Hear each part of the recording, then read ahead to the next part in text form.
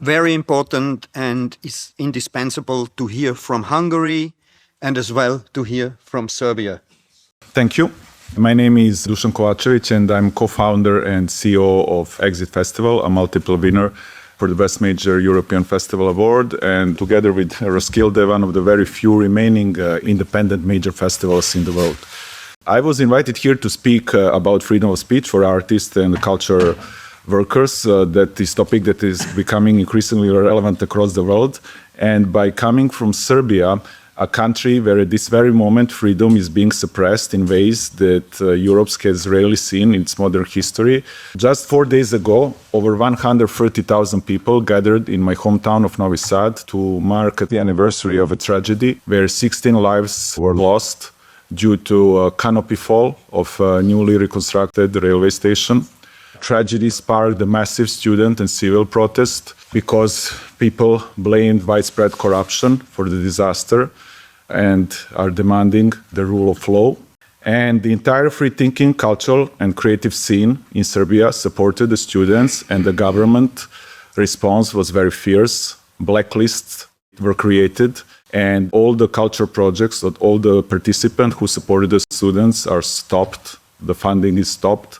Actors lost their roles, and having in mind that most of the venues are state-owned, all the bands who supported the students, and that's almost all the bands, are now forbidden to play anywhere in the country. So basically, this has brought the entire creative and culture scene of Serbia to the brink of extinction. Exit Festival was born 25 years ago as a student movement against the dictatorship of Slobodan Milošević, so we naturally supported the students. The government response was immediate. They cut all of our funding, threatened our main sponsor for 22 years to stop the sponsorship of the festival. They threatened our suppliers to stop to work with us. And officials of the Special Police Force threatened me personally, saying that if we continue to support the students, that they will turn the entire agency against me. We, of course, continue to support the students, and that's why, despite we brought over 300 million euros to the country tourism and promotion that is considered as priceless, it's not possible for Exit to happen in our country next year. But the repression in Serbia goes far beyond the culture. Universities are being cracked down on, leading scientific institutions dismantled just because they supported the students or they refuse to fulfill a quota and send PhD university professors to the government rallies. And I know that this sounds unbelievable, and sometimes, to be honest, even seems for us that it's a nightmare, but it's not. It's a reality that we are living in. And it's even worse than what I just said. So earlier this year, a young art student was brutally attacked. Her jaw was broken with a baseball bat by members of the ruling party. The attackers were soon pardoned, while many students who protested remain in custody. One of them was even brought to his father's funeral in chains. At this very moment, the mother of one of the victims of the tragedy is on hunger strike in front of the Serbian parliament, demanding justice for her son. And instead of meeting her demands, she is being assaulted and harassed by members of pro-government paramilitary camp nearby, which is a grotesque shield that authorities set up against their own people. By standing here today, I'm taking a huge personal risk.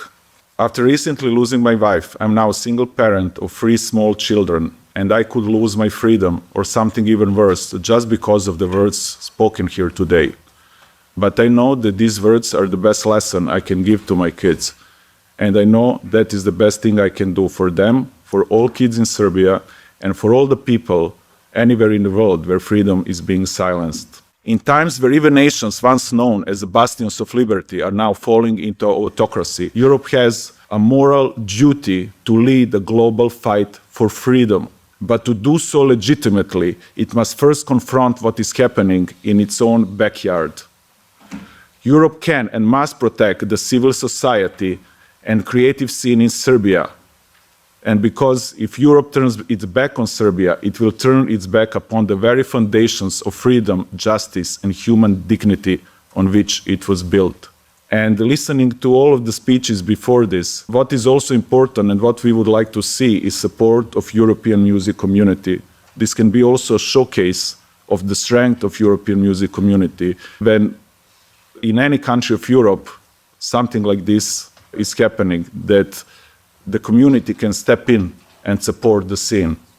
And I hope that we will get the support from each of you in a ways that you can provide it. Thank you.